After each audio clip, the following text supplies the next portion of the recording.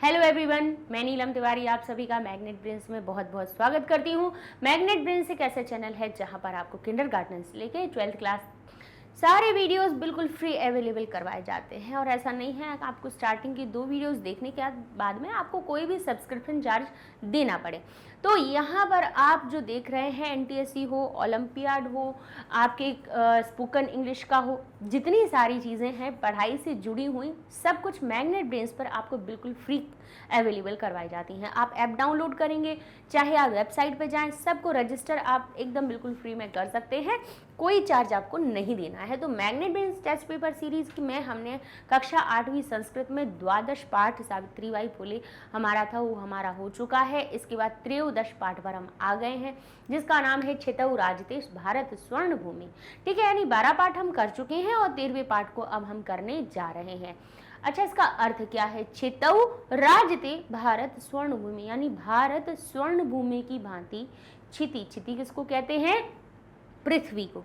तो क्षिति स्त्रीलिंग शब्द है, इकारांत शब्द है। जब इकारांत शब्द हमारा हरि के जैसे, मति के जैसे जब कहाँ सप्तमी विभक्ति में बनता है तो क्या बनता है? जैसे हरि बनता है हरऊ, तो क्षिति बना छितऊ।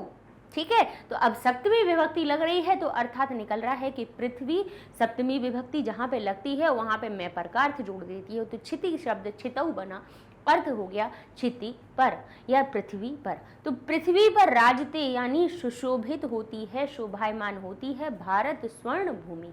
ठीक है ना। तो चलिए अब हम पढ़ने वाले हैं इस पाठ का सबसे पहला प्रश्न जो आपको टेस्ट पेपर में दिया था, जिसमें हमें क्या करना है?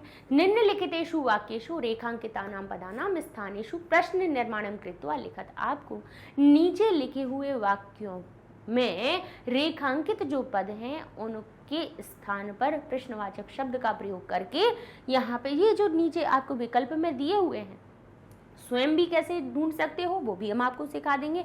इतने पाठ तक हम सिखाते चले ही आ रहे हैं, कोई बड़ी बात नहीं होती है। रेखांकित जो हमारा शब्द होता है, प्रश्न निर्माण करना संस्कृत की सबसे सरल चीज़ है, सबसे सरल कहें तो जिसमें बच्चों को पसीना आता है और उसी पसीने को मैं ख़त्म कर देना है। आएगा ही नहीं, देख के खुश हो जाओगे भाई प्रश्न निर्माण करना आ गया। तो बस अब हमें कैसे करना है वो हम आपको बता देते हैं। तो सरल सी बात है कि हमें करना क्या रहता है कि जो रेखांकित पद होता है उसकी केवल 3 चीज़ें पता करनी है। जैसे हम कहीं भाई घूमने के लिए गए तो वहाँ पे हमने देखा कि हमें 3 चीज़ें पता होनी चाहिए, गली, मोहल्ला और मकान नंबर। किसी के घर जा रहे हो तो गली पता होनी चाहिए, मोहल्ला पता होना चाहिए, मकान नंबर। तो ऐसे ही 3 चीज़ें हमें रेखांकित पद की पता होनी चाहिए।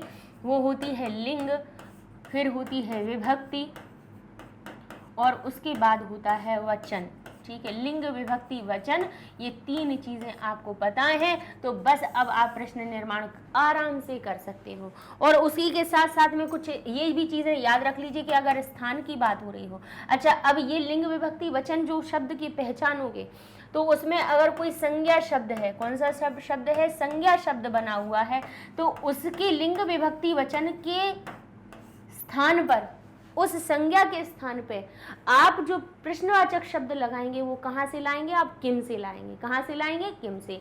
जैसे संज्ञा में आपने पहचान लिया, राम लिखा है रामेण, तो इसकी 3 चीजें पहचान ली, लिंग, विभक्ति, वचन। तो लिंग हो गया पुरलिंग, विभक्ति कौन सी लगी है?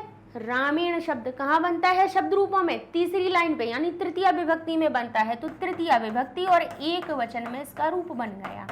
समझ गए?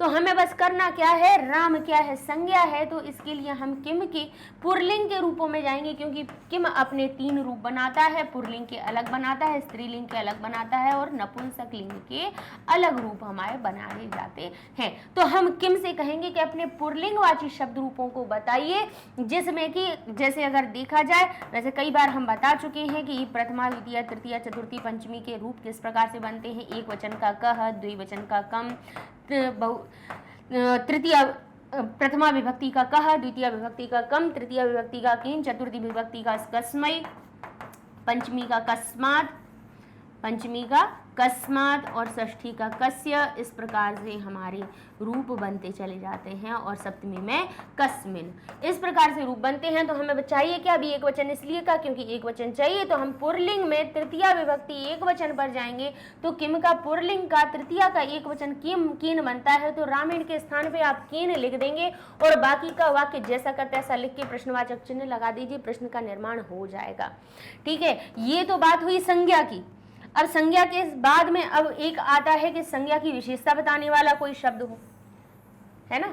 अगर यहाँ पे संज्ञा की विशेषता बताने वाला कोई शब्द हो, तो जैसे कहा है हमने, जैसे लिखा हमने श्वेतः अश्वः, श्वेतः अश्वः। अब यहाँ पे अश्व पे ना लिख के हमने श्वेत पर क्या लगा दिया, रेखांकित कर दिया। अब आपको यहाँ पे प्रश्न का निर्माण करना है। तो अगर जैसे आपसे किसी ने कहा कि सफेद घोड़ा, तो कोई अगर प्रश्न आपसे पूछेगा तो अगर उसके बारे में पूछना है तो क्या कहेगा कि कैसा घोड़ा है। तो ये कैसा कैसी शब्द जो बनता है वो संस्कृत में कीदृश से बनता है। किससे बनता है, कीदृश से। तो संज्ञा का अगर विशेषण के ऊपर आपके पास क्या लगा हुआ हो, रेखांकित किया गया हो, किसी विशेषण को रेखांकित किया गया हो, तो फिर भाई हाँ, ऐसे हमें केवल एक ही को रेखांकित करना था, इसलिए हम उसको हटा रहे थे। तो जैसे श्वेत को रेखांकित किया गया, यहाँ पे विशेषण को रेखांकित किया गया, तो संज्ञा के लिए तो भाई किम के शब्द रूपों का जाते हैं और विशेषण के लिए हम जाते हैं कीदृश के शब्द रूपों पर। किसके रूपों पर जाएंगे, कीदृश के। ठीक है, जहाँ पे विशेषता आ गई वहाँ पर आपको कीदृश के शब्द रूप लाने हैं। और आप कीदृश के भी ऐसे ही हमारे पुरलिंग, स्त्रीलिंग और नपुंसकलिंग के रूप बनते हैं, बिल्कुल ऐसे ही बनते हैं। लेकिन बस थोड़ी सी समस्या, बस थोड़ा सा परिवर्तन, समस्या नहीं परिवर्तन। कैसा होगा, जैसे एक वचन की बात कहें प्रथमा विभक्ति में, तो पुरलिंग शब्द बनता है कह, स्त्रीलिंग बनता है का और नपुंसकलिंग बनता है किम। तो जैसे किम के रूप होते हैं वैसे ही कीदृश के रूप होते हैं। बस थोड़ा सा एक प्रथमा विभक्ति एक वचन में इतना परिवर्तन होता है तो कीदृश हो जाता है कीदृशः। जैसे किम हुआ कह तो कीदृश हुआ कीदृशः, कोई परिवर्तन नहीं हुआ। नपुंसकलिंग में कह किम किम ही रहता है तो ये भी हो जाता है कीदृशम, कीदृशम हो गया। लेकिन यहाँ पे स्त्रीलिंगवाची शब्द में किम हमारा का हो जाता है, तो ये कीदृशा ना होके कीदृशी हो जाता है। बस इतना परिवर्तन होता है, तो ज़्यादा कोई इसमें परिवर्तन होता नहीं है। कीदृश के रूप किम जैसे ही बनते हैं। तो अगर और किम के रूप कैसे याद होंगे कि कहेंगे बालक बालिका के याद हो गए तो किम के याद हो जाएंगे, किम के याद हो गए तो कीदृश के याद हो गए, बिल्कुल एक जैसे हैं। एक बार कहा है कि याद करने की प्रयास करना शुरू करिए, एक जगह लिख लीजिए, अपने आप याद हो जाएंगे, आपको बिल्कुल समस्या नहीं आएगी। आप खुद कहेंगे कि बिल्कुल एक जैसे बन रहे थे, हम तो फालतू में डर रहे थे इस बात में। तो दो चीज़ें हमने बता दी आपको कि संज्ञा का अगर प्रश्न निर्माण करना हो तो किम का प्रयोग करना, विशेषण का करना हो तो कीदृश का करना। इसी के साथ साथ में किसी स्थान की बात हो रही हो तो सिंपल सा हमारा एक अव्यय होता है कुत्र, जिसका अर्थ होता है कहाँ, वो लगा दीजिए। समय की बात हो रही हो तो साधारण सा एक कदा होता है, एक अव्ययवाची शब्द जिसका अर्थ होता है कब। संख्या की बात हो रही हो तो कति लगा दीजिए और यहाँ पर आपका प्रश्न निर्माण हो जाएगा। ठीक है, तो ये हमने आपको बता दिए प्रश्नवाचक शब्द के कहाँ से मिलेंगे। तो अब नदी शब्द पे आ गए। हमने पूरे सबको कुछ नहीं पढ़ा, हमने इस पूरे वाक्य को बिल्कुल नहीं पढ़ा, हमने नदी नाम पे पहुंचे। हम सीधे किस पे पहुंचे, नदी नाम। नदी कैसा है, नदी यानी संज्ञा, नाम है भाई, पानी जो बहता है उसका नाम है कि उसको नदी कहा जाता है, उसका स्वयं का नाम हो गया। नाम मतलब संज्ञा। संज्ञा के लिए कहाँ जाएंगे, किम पर जाएंगे। तो किम के लिए पहले हमें इसका क्या पता करना पड़ेगा, लिंग विभक्ति वचन, मोहल्ला गली, गली मोहल्ला पथ और उसका मकान नंबर। तो यहाँ पे लिंग विभक्ति वचन, लिंग विभक्ति वचन पहचाना, नदी ईकारांत स्त्रीलिंग है, नदी पुरलिंग तो नहीं है ना, नहीं है। बड़ी ई की मात्रा ईकारांत शब्द प्रायः कैसे होते हैं, हमारे स्त्रीलिंग में पहुंचे जाते हैं। अब नदी के शब्द में कहा नाम, नाम कहाँ आता है, षष्ठी के बहुवचन में। तो हमें कहाँ जाना है, संज्ञा है ना, तो हम कहाँ जाएंगे, किम के शब्द रूपों में जाएंगे। स्त्रीलिंगवाची शब्द रूपों से कहेंगे कि अपने षष्ठी के बहुवचन का रूप बताओ, तो क्या बनता है, षष्ठी विभक्ति में किम का जो शब्द रूप बनता है वो एक वचन के लिए बनता है कस्याह। क्या बनता है, कस्याह। षष्ठी के द्विवचन के लिए बनता है कयोह और षष्ठी के बहुवचन के लिए बनता है कासाम। क्या बनता है? कासाम। पुल्लिंग और नपुंसकलिंग के लिए केशाम बनता है। ठीक है, अभी बता दे रहे हैं। अगर पुल्लिंग की बात होती तो पुल्लिंग हमारा षष्ठी विभक्ति में क्या रूप बनता है? किम का? कस्य, कयोह और केशाम। ये पुल्लिंग का भी हो गया और नपुंसकलिंग का भी हो गया षष्ठी विभक्ति। तो हमें क्या करना है? स्त्रीलिंग वाला कौन सा चाहिए? किम का शब्द रूप हमें स्त्रीलिंग वाला चाहिए, जिसमें कि हम षष्ठी के बहुवचन में जाएंगे तो नदी नाम के स्थान पे हम कासाम लगा देंगे और हमारा प्रश्न का निर्माण हो जाएगा। ठीक है, तो हमारे पास ये जो विकल्प है वो हो या ना हो, हम अपने आप से भी हमें प्रश्न का निर्माण करना आए, वो तरीका हम आपको सिखा रहे हैं। अब देखिए लिखा है खाद्यान्न भांडम। अब जो खाद्यान्न जो भांड है, भांड शब्द का अर्थ क्या होता है? भंडार। ठीक है, भांड शब्द का अर्थ क्या होता है? भंडार। अब भांड शब्द कैसा है? अकारांत है लेकिन नपुंसकलिंग है, ना ही पुल्लिंग है ना स्त्रीलिंग है। भंडार शब्द कैसा हुआ? कहेंगे ये तो भांड जो शब्द है नपुंसकलिंग शब्द है। अब नपुंसकलिंग शब्द कैसा बना हुआ है? भांडम। यानी अस्याह, इसके खाद्य भांडम सदैव सुपूर्णम अस्ति। खाद्य भंडार सदैव सुपूर्ण होते हैं। तो यहाँ पर भाई इसमें प्रथमा विभक्ति दिखाई दे रही है, क्योंकि किनको संपूर्ण की बात बताई जा रही है? खाद्य भंडारों की। खाद्य भंडार तो भाई इसमें प्रथमा विभक्ति है, नपुंसकलिंग। तो इससे तीन चीजें पूछी हमने। पूछा इनसे बताइए लिंग विभक्ति वचन, तो इन्हें कहा हम नपुंसकलिंग के हैं, और जिसमें कि प्रथमा विभक्ति और एक वचन लगा हुआ है। तो सीधे हम किम के शब्द रूपों पर जाएंगे, उनसे प्रथमा विभक्ति एक वचन का रूप पूछेंगे। तो प्रथमा विभक्ति में किम हमारा रूप बनाता है किम के कानी, किम के कानी। द्वितीया में भी यही बनता है, द्वितीया में भी किम के कानी ही बनता है। ठीक है, तो यहाँ से हम किम उठाएंगे और उसको हम सही कर देंगे और हमारा प्रश्न का निर्माण हो जाएगा। सरल सा काम है, कोई बड़ी बात नहीं है। आपको ये जो दिए हुए हैं ना विकल्प, इन्हें भी देखने की जरूरत नहीं है, आप स्वयं से भी उत्तर बना सकते हो। अब लिखा है भारत स्वर्ण भूमि। उत्तर मत देखिए उत्तर, सिर्फ भारत स्वर्ण भूमि। भूमि इकारांत, मति जैसा रूप बना है, भूमि ही। लिंग विभक्ति वचन स्त्रीलिंग, भूमि। पृथ्वी, पृथ्वी इकारांत, भूमि इकारांत। छोटी ई और बड़ी ई दोनों में ये भी अंतर है भाई। भूमि शब्द छोटी से अंत हो रहा है तो इकारांत हो जाएगा। नदी इकारांत, तो पृथ्वी बड़ी की मात्रा है तो पृथ्वी के रूप नदी जैसे बनेंगे, और ये जो हमारा भूमि शब्द है उसके मति जैसे बनेंगे, हरि जैसे रूप बनेंगे। तो हरि एक वचन में बनता है हरि ही। मति और हरि के रूपों में कोई अंतर नहीं होता है, समान बनते हैं, थोड़ा बहुत परिवर्तन होता है, समान ही बनते हैं। तो ऐसे जैसे हरि प्रथमा विभक्ति एक वचन में बनता है हरि ही, तो भूमि भी बना स्त्रीलिंगवाची है, प्रथमा विभक्ति एक वचन में बना हमारा भूमि ही। बस अब कहाँ जाना है? किम के शब्द रूपों में जाना है। उसके स्त्रीलिंगवाची प्रथमा विभक्ति एक वचन का रूप लेना है, तो किम के स्त्रीलिंगवाची शब्द रूप प्रथमा विभक्ति में क्या बनते हैं? प्रथमा विभक्ति में रूप बनता है का, के और काह। तो एक वचन का रूप हमें का उठा लेना है और लिख देना है और हमारा प्रश्न का निर्माण हो जाए। बड़ी सरल सी चीजें हैं, स्वयं भी आप बना सकते हो, यही बार बार हम बता रहे हैं। अब आगे देखिए लिखा है इयम अणु नाम महाशक्ति भी ही। अब भी ही शब्द कहाँ आता है? भी ही कहाँ आता है? तो कहेंगे एक आई की मात्रा और विसर्ग, जैसे फल हुआ फलैः, समझ जाना, तृतीया का बहुवचन है, पुल्लिंग में भी हो सकता है और नपुंसकलिंग में भी हो सकता है। और एक होता है भी ही, जैसे हमने कहा बालिका भी। ठीक है, तो भी ही शब्द भी हमारा कहाँ आता है? तृतीया के बहुवचन में आता है, भी ही और ऐ ही। याद रखने के लिए बता रहे हैं कि अभी भी प्रश्न निर्माण आए, फटाफट से आप कर पाओगे। छोटी छोटी सी चीजें जब हम बार बार प्रयास करते हैं तो याद हो जाती हैं। तो ऐ की मात्रा और विसर्ग आ जाए, समझ जाना आप कि यहाँ पे हमारा क्या बना हुआ है? पुल्लिंग और नपुंसकलिंग। अच्छा, एक और बात बता रहे हैं, जरूरी नहीं है कि पुल्लिंग और नपुंसकलिंग में ऐ की ही मात्रा लगी हुई हो। भानु शब्द पुल्लिंग होता है, ये हम जो ऐ की मात्रा बता रहे हैं, ये पुल्लिंग और नपुंसक लिंग के अकारांत शब्दों में आता है। किसमें आता है? अकारांत।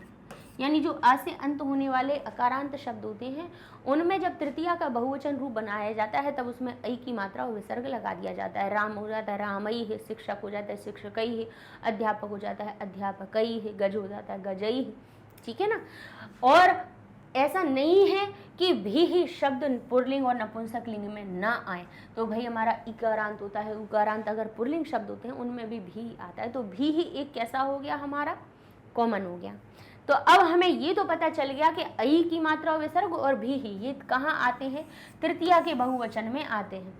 अर्थात हमें किम के तृतीया के बहुवचन का रूप उठाना है। लेकिन अब वो स्त्रीलिंग का उठाएं या पुल्लिंग का उठाएं, तो यहाँ से हम पूछे लेते हैं कि भाई ये जो हमारा मूल रूप क्या है, भी ही को हटा दें तो हमारा मूल रूप क्या मिल रहा है? शक्ति। क्या मिल रहा है? शक्ति। शक्ति इकारांत शब्द है। शक्ति कैसा है? इकारांत शब्द है। और है कैसा? बताइए, पुल्लिंग है या स्त्रीलिंग है? तो कहेंगे स्त्रीलिंग शब्द है। तो हमारा रूप क्या बनेगा? कई ही बनेगा? नहीं बनेगा। के बनेगा? नहीं बनेगा। स्त्रीलिंग वाला का भी शब्द बनेगा, का भी। ठीक है? तो इस प्रकार से ये हमारा सही उत्तर हो जाएगा। ठीक है? तो मूल शब्द के पहले लिंग विभक्ति वचन पहचाना। इनसे पूछा भाई कौन से हो? उसने कहा शक्ति शब्द हमारा स्त्रीलिंग है और उसमें भी ही कहाँ से आता है? तृतीया के बहुवचन से आता है। तो सीधे हम पहुंचे कहाँ पे? किम के स्त्रीलिंग रूपों में। और उसके तृतीया विभक्ति बहुवचन पे जाएंगे तो तृतीया विभक्ति बहुवचन में क्या रूप बनता है? एक वचन में तृतीया विभक्ति स्त्रीलिंग का रूप बनता है कयाह, फिर बनता है काभ्याम, और फिर इसके बाद बनता है काभी। तो ये हमारे किम के स्त्रीलिंग के तृतीया विभक्ति के रूप हो गए। तो बड़े सरल हैं, लेकिन याद करने की तो कोशिश आप ही को करनी पड़ेगी, है ना? अगर ये कहो कि हमारे याद करने से आपको याद हो जाए तो ऐसा तो संभव नहीं है। तो फिर हो ही जाता है ना। हमें याद होने से अगर हम आपको याद हो रहा होता तो अभी तक तो याद हो गए होते। लेकिन याद तो स्वयं को ही करना पड़ता है। सबका मस्तिष्क अपना अपना खुद का होता है ना? अब यहाँ पे लिखा है राष्ट्र रक्षा। अब रक्षा तक बात हो रही होती तो आकारांत स्त्रीलिंग की बात हो जाती। लेकिन अब आगे देखिए लिखा है राष्ट्र रक्षा रत और रता नाम। राष्ट्र रक्षा रत, यानी राष्ट्र की रक्षा में रत अकारांत हो गया। रक्षा तक होता तब तक तो आकारांत ही स्त्रीलिंग होता, लेकिन ता से अंत हो गया। जैसे बालक हो जाता है बालका नाम, का बालक होता कैसा शब्द है? अकारांत होता है। लेकिन जब उसको षष्ठी के बहुवचन में बनाया जाता है तो हो जाता है बालका नाम। ये ना आनाम में जुड़ जाता है उसमें अकारांत शब्दों में। तो यहाँ पे भी मूल शब्द क्या हुआ? राष्ट्र रक्षा रत। अब रत शब्द जैसे आ गया तो आप कहें, आपको हो सकता है भाई कभी कभी बच्चों को समस्या आ जाती है, एक जैसे ही दिखते हैं तो ये भाई ये रत शब्द हमारा अकारांत पुल्लिंग है या नपुंसक लिंग है? तो जब यहाँ पे पहले देख लीजिएगा, पहले इसको कंफर्म करने से मान लीजिए आपने कहा कि रत हो सकता है पुल्लिंग भी हो और हो सकता है नपुंसक लिंग भी हो, दोनों चीजें। इससे पूछो कि भाई पहले आप हमें विभक्ति बता दो, तो नाम नाम कहाँ आता है? षष्ठी के बहुवचन में। तो फिर आपको ये देखने की ज्यादा जरूरत है ही नहीं। क्यों? क्योंकि पुल्लिंग और नपुंसक लिंग के तृतीया विभक्ति से सप्तमी विभक्ति तक के रूप समान ही होते हैं। कैसे होते हैं? समान। तो तृतीया से सप्तमी तक के रूप कैसे होने हैं? समान। तो ये कौन सा है? षष्ठी का बहुवचन। तो चाहे पुल्लिंग का ले लो या नपुंसक लिंग का षष्ठी का बहुवचन तो एक जैसा ही बनेगा। तो क्या बनेगा? अभी बताया था, षष्ठी विभक्ति में पुल्लिंग के किम के रूप क्या बनते हैं? कस्य कयोः केशाम, कस्य कयोः केशाम। और स्त्रीलिंग के लिए क्या बनते हैं? कस्याः कयोः कासाम। तो यहाँ पे पुल्लिंग और नपुंसक लिंग की बात हो रही है तो हम क्या लिखेंगे? कस्य एक वचन का नहीं लिखेंगे, कयोः द्विवचन का नहीं लिखेंगे, केशाम बहुवचन का लगा देंगे और हमारा उत्तर सही बन जाएगा। विकल्प हो अथवा ना हो, आप स्वयं भी लिख पाए उसके उत्तर को। चलिए अगला देख लेते हैं। भारतस्य स्वर्ण भूमि क्षितौ राजते। अब क्षिति शब्द पर आ जाइए। क्षिति क्या होता है? इकारांत है। हमें तीन चीजें पहचाननी है। औ की मात्रा कहीं पर आपको दिखाई दे, और उसका मूल शब्द इकारांत हो रहा हो, समझ लेना सप्तमी के बहुवचन में आता है, हरि हरऊ मति मतऊ। ठीक है, अब यहाँ पे हमने कहा कि क्षितिज शब्द हमारा कैसा है, 3 चीजें पहचाननी है ना, स्त्रीलिंग, लिंग पहचाना, विभक्ति सप्तमी और वचन एक वचन। ठीक है, 3 चीजें मिल गई। तो कहाँ जाना है हमें, किम के शब्द रूपों पे जाना है, स्त्रीलिंग सप्तमी एक वचन पे। तो क्या बनता है, कस्याम। अब यहाँ पे आपने कस्याम लिख दिया, कस्याम का अर्थ हो गया कि कहाँ, किस पर, ठीक है, कौन पर या किस पर का अर्थ निकलेगा। अब लेकिन यहाँ पे अगर आपको कस्याम ना मिले तो क्षिति क्या है, पृथ्वी। क्या है, पृथ्वी है। और पृथ्वी क्या बन रही, क्या होती है, स्थान होती है, हम सभी जीवों का स्थान है। कहते हैं भारत तस्य स्वर्ण भूमि, भारत की स्वर्ण भूमि क्षितौ राजते, पृथ्वी पर शोभायमान होती है। तो पृथ्वी क्या है, हम सभी जीवों का आधार है, आधार है, स्थान है कि नहीं है। तो स्थान के लिए अगर आपको किम के शब्द रूप ना मिले तो हमने स्थान के लिए आपको एक शब्द बताया है, कुत्र, इसका अर्थ होता है कहाँ। तो हमारा प्रश्न कैसे बनेगा, भारत की स्वर्ण भूमि कहाँ राज करती है, कहाँ पर सुशोभित होती है। तो कहाँ लगा, कहाँ किससे बनेगा, संस्कृत में कुत्र से बनेगा। तो प्रश्न कैसे बनाएंगे, भारत से स्वर्ण भूमि कुत्र राजते। तो ये हमारा क्या हो जाएगा, सही उत्तर बन जाएगा। कस्मिन को सही करके ना आ जाइएगा, क्योंकि कस्मिन जो होता है वो पुरलिंग और नपुंसक लिंग के सप्तमी का एक वचन बनता है। आप कहो सप्तमी की एक वचन बन रहा है छितऊ, तो छितऊ शब्द को आप पहचाने, आप कहें हरि हरऊ बनता है सप्तमी की एक वचन में, अर्थात हम कस्मिन लगा दे रहे हैं। तो एक तो हरि पुरलिंग है और क्षिति कैसा है, स्त्रीलिंग शब्द है।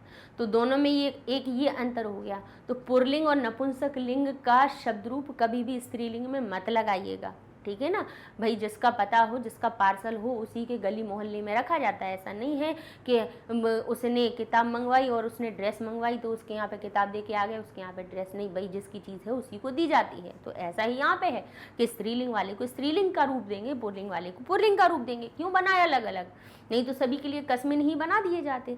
तो ऐसा नहीं करना है कि हमें नहीं दिख रहा, कस्याम नहीं मिल रहा तो हम कस्मिन को ही सही कर दें। कहे सप्तमी विभक्ति एक वचन कस्मिन में था तो हम तो इसी को लगाया है, नहीं है। तो स्थान समझ लीजिए कि कहीं ऐसा तो नहीं है कि सप्तमी का अगर रूप दिया है और सप्तमी का हमें किम का रूप सही नहीं मिल रहा है, तो ऐसा तो नहीं है कि वहाँ पे हमारे पास कोई अव्यय कुत्र तो नहीं दे दिया गया।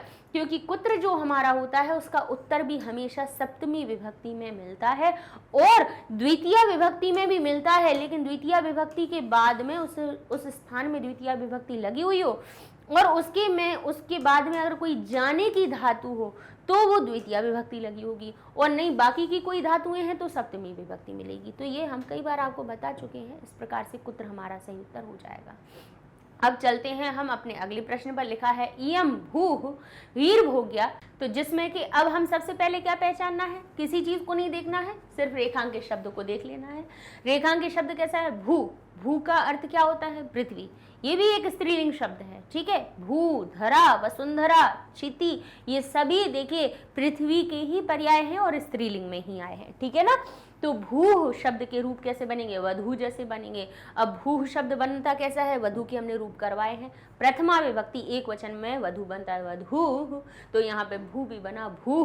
तो हमने पहचान लिया इसको कि भाई कौन सा गली मोहल्ला है, तो कहा स्त्रीलिंग है, लिंग स्त्रीलिंग, प्रथमा विभक्ति का एक वचन का ये रूप है। तो बस हमें करना क्या है, भू के स्थान पे कहाँ जाना है, हमें सीधे किम के स्त्रीलिंगवाची रूपों पे जाना है। प्रथमा विभक्ति एक वचन में क्या बनता है, का। प्रथमा विभक्ति के रूप क्या बनते हैं किम के, का, के और काह। अब अगर बहुवचन होता तब हम काह लगाते, द्विवचन होता तो के लगाते, लेकिन एक वचन है तो हमने प्रथमा का एक वचन का लगा देंगे और हमारा सही उत्तर बन जाएगा। चलिए अगला उत्तर प्रश्न देख लेते हैं। लिखा है इयम भारतस्य भूः, यह भारत की भूमि जगद वंदनीय अस्ति, जगद वंदनीय है। अब देखिए यह भारत की भूमि, अब भूः शब्द, अब यहाँ पे देखिए कर्ता जो होता है हमारा प्रथमा विभक्ति युक्त, कर्ता कैसा होता है, प्रथमा विभक्ति युक्त होता है। प्रथमा विभक्ति युक्त हमारा कर्ता दिया है क्रिया दी हुई है। और ये क्या कह रहे हैं कि यह भारत की भूमि जगत वंदनीय है, यानी जगत के द्वारा वंदनीय है। तो ये भू की विशेषता हो रही है, विशेषता हो रही है। तो विशेषता के लिए क्या बनता है हमारा, कीदृश शब्द होता है। अवंदनीय आकारांत शब्द बनना, वंदनीय शब्द अकारांत, वंदनीय कैसा हो गया, आकारांत शब्द हो गया, स्त्रीलिंग हो गया।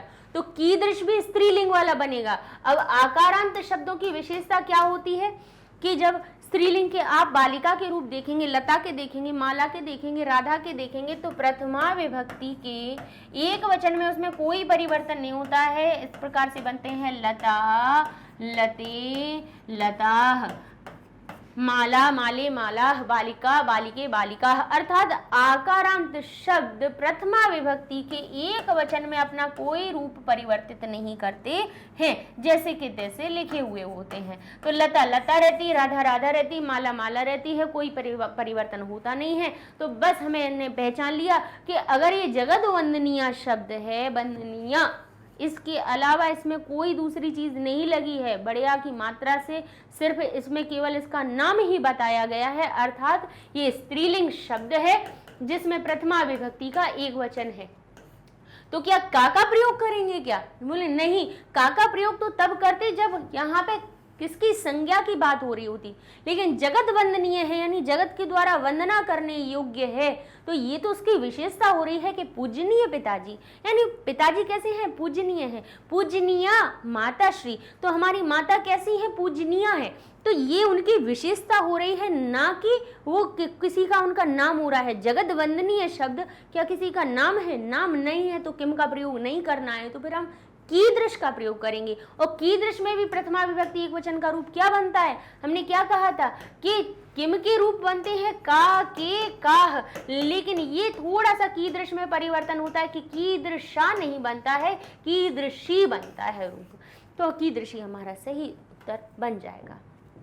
ठीक है, तो इस प्रकार से भाई शब्द रूप याद कर लीजिए, तो सारी चीजें बहुत सरल हैं, बिल्कुल कठिनाई नहीं होगी आपको।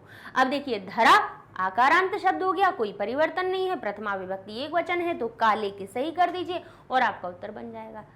ठीक है, धरा स्त्रीलिंग है, कोई परिवर्तन नहीं है, तो प्रथमा विभक्ति एक वचन है, तो स्त्रीलिंग प्रथमा विभक्ति एक वचन में क्या बनता है, किम का रूप, का बन जाता है। ठीक है, ज्ञानी नाम, अब ज्ञानी शब्द कहाँ से आता है, ज्ञानिन नकारांत शब्द से आता है, लेकिन ज्ञानी शब्द कैसा होता है, ज्ञानिन जो शब्द होता है पुल्लिंग होता है। नाम नाम षष्ठी विभक्ति बहुवचन। अब नकारांत हो अकारांत हो कोई फर्क नहीं पड़ता है, हमें तो ये देखना है कि जो मूल शब्द है वो पुल्लिंग है, स्त्रीलिंग है या नपुंसकलिंग है, और उसमें पीछे छुपी हुई विभक्ति कौन सी है।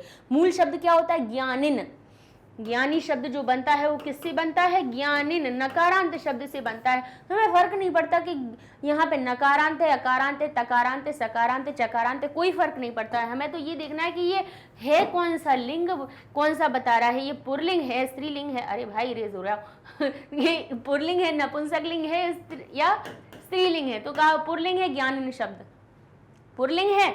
नाम नाम कहाँ आता है, षष्ठी के बहुवचन में, तो पुल्लिंग का षष्ठी का बहुवचन क्या बनता है, केशाम। तो बस ये उठा के लिख दिया और हमारा उत्तर बन जाएगा। ठीक है ना, कोई फर्क नहीं पड़ता कि आपको विकल्प मिले या नहीं मिले। बहु नाम, अब बहु शब्द, बहु क्या होता है, कहेंगे बहू, बच्चे कहेंगे अरे बहू तो उसको कहते हैं जो घर में बहू बन के आती, नहीं, बिल्कुल नहीं, वो होती है वधू, उसको कहते हैं वधू। और ये बहु, इसका अर्थ होता है बहुत, ये एक अव्यय है। ठीक है, अव्यय ना हो के बहु शब्द संख्या है, संख्या को बताने वाला है, तो बहु का अर्थ क्या हो गया, बहुत। क्योंकि नाम नाम लगा है, अव्यय होता तो इसमें नाम नाम विभक्ति नहीं होती। गलती से बोला कि हमने कहा अव्यय है, अव्यय नहीं है, क्योंकि नाम नाम कोई भी विभक्ति कभी अव्यय में लगती नहीं है, अव्यय तो जैसा का तैसा रहता है। तो बहु शब्द क्या कहता है, बहु शब्द कैसा बन गया हमारा, बोले ये हमारा जो नाम नाम सबसे शब्द से पहचाना, ये संख्या की बात बता रहा है। अल्प बहु, ठीक है, एक द्वे, एक लिखा हुआ हो, द्वे लिखा हुआ हो, त्रि लिखा हो, चत्वारी लिखा हुआ हो। ठीक है, तो वही जब संख्या की बात आ जाए, वैसे नाम नाम षष्ठी विभक्ति बहुवचन आ रहा है तो हम केशाम या काशाम देखते यहाँ पे, लेकिन अगर संख्या है तो उसके लिए आता है कति, यानी कितने। कहते इयम बहुनाम मतानाम जनानाम धरा अस्ति, ये बहुत प्रकार के मतों वाले लोगों की धरा है। तो बहु शब्द कोई संज्ञा नहीं है, ये एक प्रकार का विशेषण ही बनना है। तो या तो हम कीदृश का प्रयोग करते हैं कि कैसे मतों का, कहते बहुत सारे मतों का, बहुत सारे मतों वाले जनों की भूमि है ये। या तो हम कीदृश का प्रयोग करते, किम का तो आएगा ही नहीं क्योंकि बहु शब्द बहुत है। ये क्या बता रहा है, या तो एक तो संख्या बता रहा है या किसी की विशेषता बता रहा है कि बहुत सारे फल कम फल, तो विशेषता बता रहा है। तो संख्यावाची जो विशेषण बनता है उसके लिए जो हमारा अव्यय आता है वो होता है हमारा कति। तो कति को हम सही कर देंगे। अभी हमने बताया भी था कि संख्यावाची कोई भी शब्द आए तो उसके लिए कति का प्रयोग करेंगे। कर्मशीलैः, कर्मशील अकारांत शब्द हो गया, ऐ की मात्रा है विसर्ग तृतीया के बहुवचन में, तो सीधा कई को कर दीजिए, बिल्कुल एक जैसा दिख तो रहा है समान, है ना भाई। हमने क्या कहा है कि बालक जैसे ही समान बनते हैं उसमें रूप, कोई बड़ी बात नहीं है कि एक जैसे हम देख के पहचान ना पाए उनको, ठीक है ना। चलिए अब हमारा प्रश्न दूसरा आता है कि क भागे दत्तैः भागै, यानी का भाग में दिए गए भाग के ख भागे दत्तानाम श्लोकांशान मेलयत, ख भाग के दिए हुए श्लोकांशों से आपको इनका मेलन करना है। जैसे लिखा है इयम स्वर्णवत भाति, यह स्वर्ण की तरह भांति यानी सुशोभित होती है। इयम यानी यह, स्वर्णवत भांति स्वर्ण की भांति सुशोभित होती है। अब यहाँ से हमें ढूंढना है कि इसका श्लोक का अंश कौन सा बनना है। शस्यै धरे इयम बन रहा है ना, भारत स्वर्ण भूमि बन रहा है। लेकिन भाई यहाँ पे इयम स्वर्ण भांति, यह स्वर्ण की भांति, स्वर्ण की, अब ये नहीं सोचना कि हम इसको भांति बोल रहे हैं, स्वर्ण की जैसे, स्वर्णवत शब्द, स्वर्णवत यानी स्वर्ण के प्रकार की, स्वर्ण की भांति भांति सुशोभित होती है। शस्यै धरे इयम, शस्यै फसलों के द्वारा, कैसे स्वर्णवत फसलों के द्वारा यह धरा, इयम धरेयम शब्द किससे मिलकर बना है, धरा और इयम शब्द से मिलकर बना है कि यह धरा फसलों के द्वारा, कैसी फसलों के द्वारा, स्वर्णवत फसलों के द्वारा यह सुशोभित होती है, यह धरा सुशोभित होती है, ठीक है ना। तो इसका श्लोक का अंश ये दिया हुआ है, इसको मेलन कर लेंगे। छितौ राजते, भारत स्वर्ण भूमि, पृथ्वी पर सुशोभित होती है भारत की स्वर्ण भूमि। त्रिशूलाग्नि नागैः, त्रिशूल अग्नि और नाग पृथ्व्यस्त्र घोरैः, पृथ्वी अस्त्र घोरैः, ये चार प्रकार की मिसाइलें हैं, उनका नाम बताया गया है कि त्रिशूल अग्नि नाग और पृथ्वी, ये चार घोर अस्त्र हमारे भारत भूमि पर विराजमान है। इयम वीर भोग्या है, यह वीरों के द्वारा भोगने योग्य है, तथा कर्म सेव्या और कर्म वीरों के द्वारा सेवा करने योग्य हमारी भूमि है, ठीक है। जो वीरों के द्वारा क्या की जाती है, भोग की जाती है, और कर्म और तथा कर्म सेव्या और कर्म के द्वारा, कर्मशील व्यक्तियों के द्वारा उसकी सेवा की जाती है। भिषक शास्त्रीणाम भू, भिषक यानी, भिषक किसको कहा गया है, चिकित्सक लोगों के लिए कहा गया है। शास्त्रियों की भूमि ये कैसी होती है, प्रबंधे युता नाम, और यहाँ पे प्रबंधन कार्य करने वालों की युक्तियों से युक्त है। युता नाम यानी युक्त है। ये हमारी जो भूमि है, भू यानी भूमि, किन से युक्त है, भारत की भूमि किन से युक्त है, भिषक यानी चिकित्सक और शास्त्रियों के, और प्रबंधे, प्रबंध किसको कहा जाता है, मैनेजमेंट, मैनेजर, ठीक है ना। प्रबंधकारी यानी प्रबंधन वाले जो व्यक्ति होते हैं, मैनेजर जो होते हैं, भिषक यानी चिकित्सक जो होते हैं, शास्त्री नाम शास्त्री जो होते हैं, शास्त्रों में पारंगत जो व्यक्ति होते हैं, उससे ये हमारी भू कैसी है, युता नाम यानी युक्त है। इस तरह से अब ये हो जाते हैं हमारे 5 श्लोक पूरे। चलिए अगला देख लेते हैं, अगले श्लोकों को भी पूरा कर लेते हैं। लिखा है इयम ज्ञानी नाम, यानी यह ज्ञानियों की, क्या है, ज्ञानियों की, चैव वैज्ञानिका नाम, और वैज्ञानिकों की भूमि है। इयम शिल्पी नाम, ये शिल्पियों की भूमि है।